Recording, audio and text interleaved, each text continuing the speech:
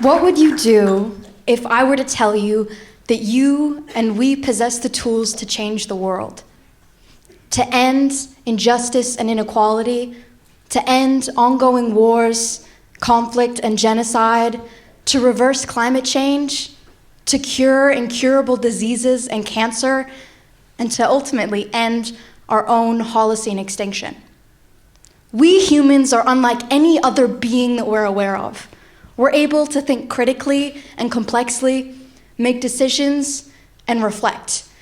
And with these skills, we devised a system in which we teach and enable our youth how to utilize these skills in order to be successful in the workforce.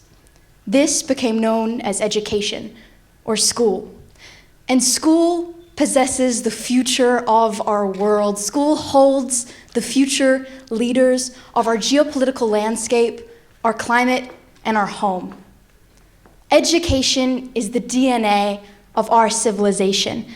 But what would that civilization look like if education wasn't based on properly deriving knowledge from youth?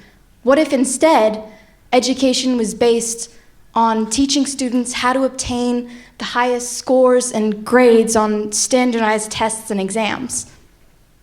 We as a society decided that there were some jobs that were more complex than others. These jobs would need more complex thinkers, which would in turn get paid more. This makes sense. You wouldn't want someone to be operating on you if they had no knowledge on surgery. And you wouldn't want someone to be running for president if they had no knowledge on politics. Or at least in theory, we think this. And however, somewhere between this gap of obtaining a career that we as a society deem as successful and school, we started to change our priorities within education. Instead of sending our kids to school so that they could learn how to utilize life skills and to utilize skills that are applicable to their lives, we started to teach our kids how to obtain the highest scores on standardized tests and exams that would in turn determine how successful they would be in their careers. School has become a battleground of organized competition, not necessarily of education. Just think of how, what, and most importantly, why we learn the things that we learn. For example, though knowing how to divide 936 by 16 in the likely case that we're deserted on an island without a phone or a calculator should definitely be in our curriculums and should definitely be taught. Or what happens when we mix magnesium and water together, knowledge that I myself use on the daily should also be in curriculums. Shouldn't we also be taught how to regulate our screen times? Or what careers are available and profitable for us? Why is it that an individual who has been through, on average, 13 years of education doesn't know how to pay their taxes, how to pay their bills, how to make a down payment on a house, how to properly budget and invest, or how to vote, or simply how to just take care of themselves and their mental and physical health? Despite access to learning being really great right now, learning outcomes are becoming more and more inadequate, with little to no people willing to do anything. And can you blame them? Teachers get paid little to nothing, and the curriculums that they're expected to teach are usually devised by individuals who haven't stepped foot in a classroom since they themselves were students. We are raising a generation of kids who leave school not really knowing anything applicable to their own lives. And not only are they leaving school not knowing very much, they're leaving school more depressed, anxious, and likely to abuse drugs than ever before. We are forgetting to take into account the health of an entire generation, and it doesn't seem like we're doing that much about it. And you may be thinking, well, in my generation, we just studied really, really hard and we got good grades and we became successful. So that's what we should just tell our kids to do, right? Study really hard, get good grades, and you'll be successful. Well, unfortunately, in this system, working hard to get good grades doesn't necessarily do that much. And we know this because even in countries like Singapore and South Korea, where students study on average 16 hours with professional tutors on top of their school days, don't outscore, are more successful, or are happier than students who come from countries with completely different and modern outlooks on education. These students who are more successful, score better and get better grades, and are happier tend to come from countries like Finland, Sweden, and Denmark, where education systems are more modernized. These education systems produce better students. They have curriculums that are more flexible and are applicable to each of their students, because any psychologist or any parent in this room will be able to tell you that no two children learn in the same way, no two children learn at the same pace, and no two children are interested in the same things. So why is it that we expect our children to be able to learn in the same way, at the same pace, and learn the same things? It doesn't make much sense, does it? There are smaller classrooms with fewer students in these countries, because if I'm put in a different classroom every day with different teachers who teach hundreds of other students, how are my needs going to be met efficiently and effectively?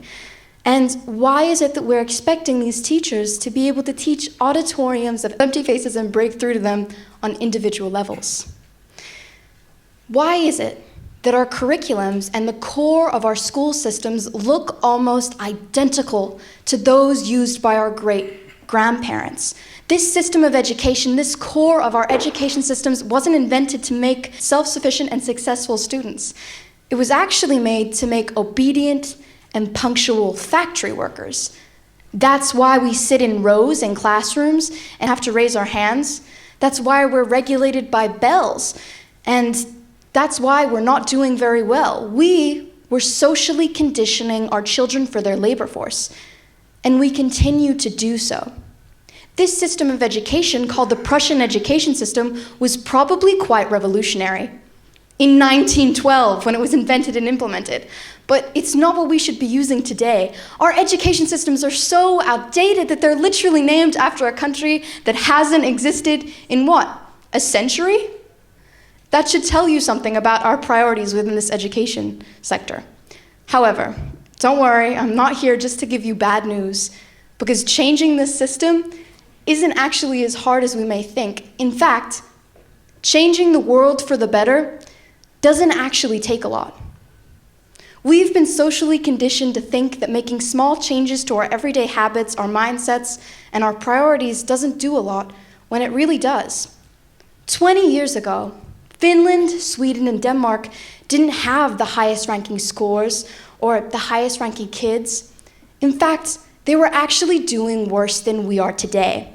But they changed that around rapidly, and they did so simply by changing their priorities. They changed the way that they viewed education. Instead of sending their kids to school to obtain the highest test scores on standardized tests, they started to send their kids to school so that they could learn.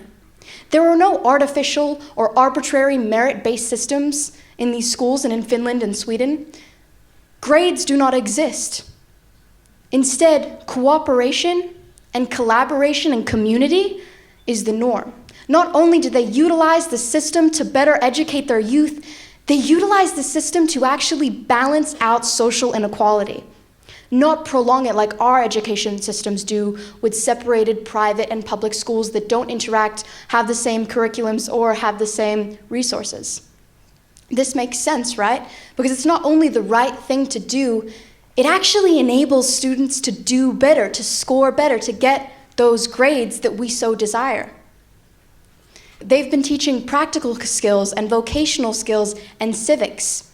They teach their students about the world around them. Students have lessened loads of homework and assignments because I don't think that I have to convince anyone that you simply learn better when you're not stressed out and anxious and exhausted from the copious amounts of assignments and homework that's given to you by your teachers. These students have clearer minds, and they're able to socialize with their peers more effectively. So, what do we need to do to make our education systems more like theirs? Well, it's really not that complicated. We just have to copy them. And I don't think they would mind. I've never really heard of a really mad Swedish person or Finnish person.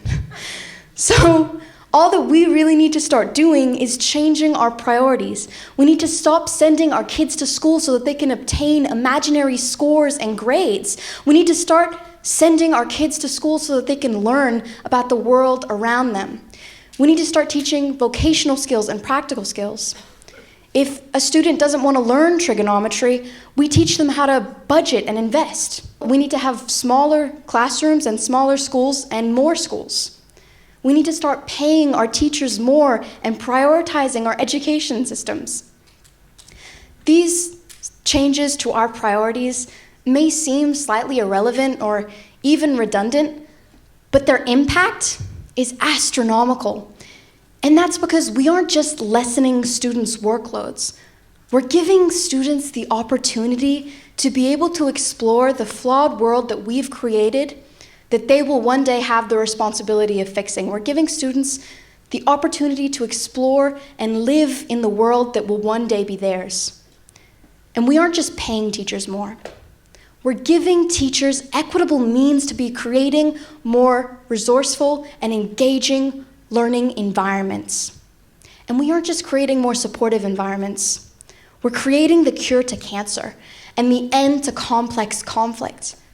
Because the people who found the cure, the people who found the ceasefire, found another answer and learned how to diplomatically and properly communicate and collaborate with their peers.